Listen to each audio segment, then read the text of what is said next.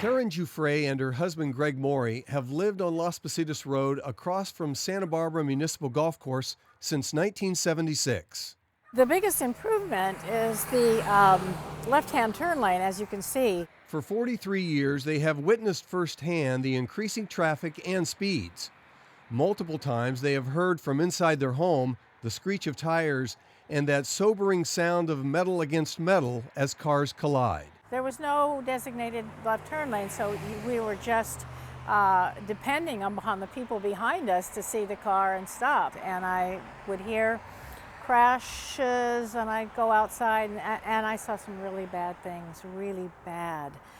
People at that speed, even a rear ender, it can be really serious.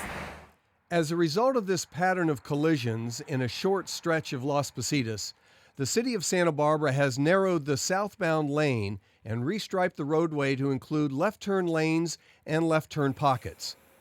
The City Public Works Department is using engineering and roadway design to prevent rear-end collisions and other speed-related crashes. They did it in one day. I left to go visit my friends in Pismo Beach, and I saw them starting it, and by the time I got home, it was all done. So it couldn't be that expensive. It's just a lot better than it used to be. And we hope we can prevent collisions, not prevent them, eliminate them.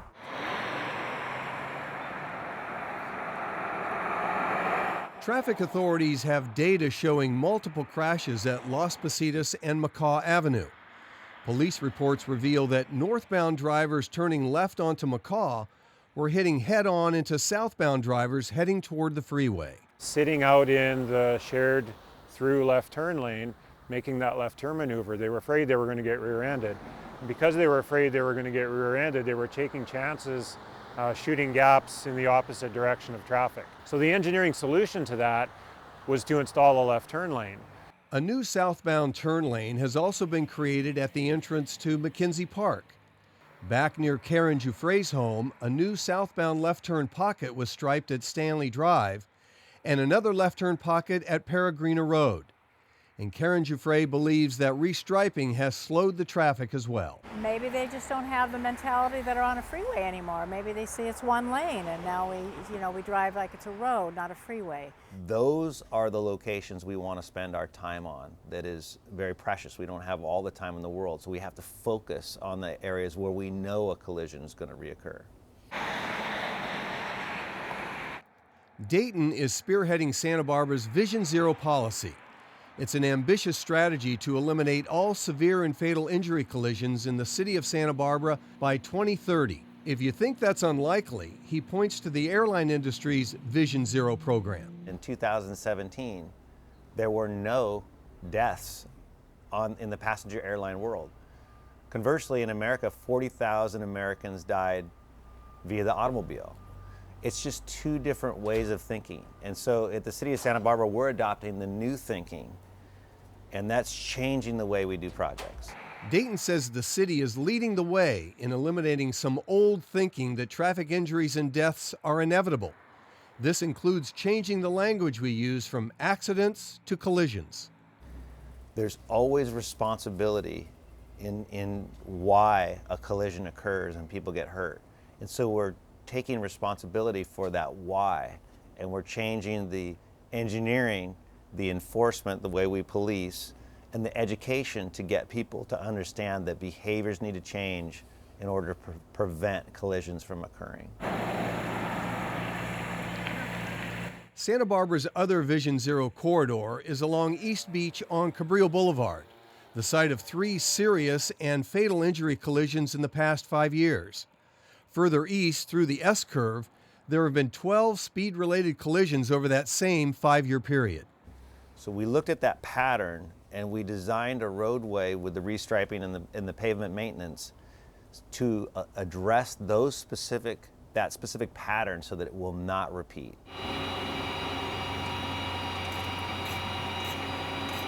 In late July, city road crews restriped back-in angle parking to replace the parallel parking. This created 28 additional parking spaces and narrowed a small section of eastbound Cabrillo Boulevard to 1 lane to help slow the traffic. The back-in angle parking actually allows people to see really well when they're pulling out of their parking spaces, they can see in both directions, and it's legal to turn left out of the parking spaces to head back into the city. So there's a big safety benefit to this parking configuration. So with Derek riding shotgun, I attempted for the first time the back-end angle design. I must admit it took a few seconds to get my bearings, but it's actually one less turn than the parallel parking configuration that used to be here. And the rear view camera in my car guided me in easily. One maneuver of the steering wheel and back in. It's great that you have a reverse camera so you can line up your wheels between the spaces. And the visibility both ways is much better when you leave the parking stall and pull back into traffic. Maybe you've noticed that the city's new road striping appears a little bolder and brighter than in the past. Bailey says this thermal plastic material lasts 10 times longer than paint. Unlike paint, which wears down quite quickly, the thermoplastic has some thickness to it, so it appears bolder. And it'll last a lot longer too, which in the long term will reduce our maintenance costs. Reducing serious injury to motorists is one part of Vision Zero. Equally important are the lives of bicyclists and pedestrians. While walkers and bike riders were 13% of Santa Barbara's commuter traffic over the past decade, they made up 62% of the city's serious and fatal traffic injuries. So when we're in our car and we glance at the phone, or we are talking a little bit too much to that passenger and not paying attention, we could be setting ourselves up for the responsibility of someone getting hurt. Our focus is going to be on protecting the walker and the bicyclist more, because they're the ones that are getting mostly hurt. Oh, there's one. One part of Santa Barbara's Vision Zero enforcement strategy is a program to slow drivers down on busy corridors like De La Vina Street. Here, city transportation staff took turns posing as pedestrians crossing the intersection. Drivers failing to yield were cited. You need to focus on the road, focus on scanning the left side, the right side, your mirrors, as well as what's in front of you, and drive at a safe speed. Wagner says pedestrians are often distracted as well, looking at their phones without looking both ways. As a result, police have initiated a campaign called Keep 2 Steps Ahead. You are thinking 2 steps ahead before you walk out into that intersection. Do you look to your left? Do you look to your right? Do you listen and hear for a vehicle coming? So while lane reductions and restriping may work on some streets, Other streets, enforcement may be the best tool. Other engineering improvements, such as traffic signals or crosswalks, those may be appropriate depending on the location. whether the tools include re-engineering, stepped-up enforcement, or better public education, the bottom line with Vision Zero is traffic safety and saving lives. The driving public, pedestrians, bicyclists, and city government must buy into the concept that eliminating severe and fatal injuries is possible and act accordingly. It's about keeping motorists, bicyclists, pedestrians safe.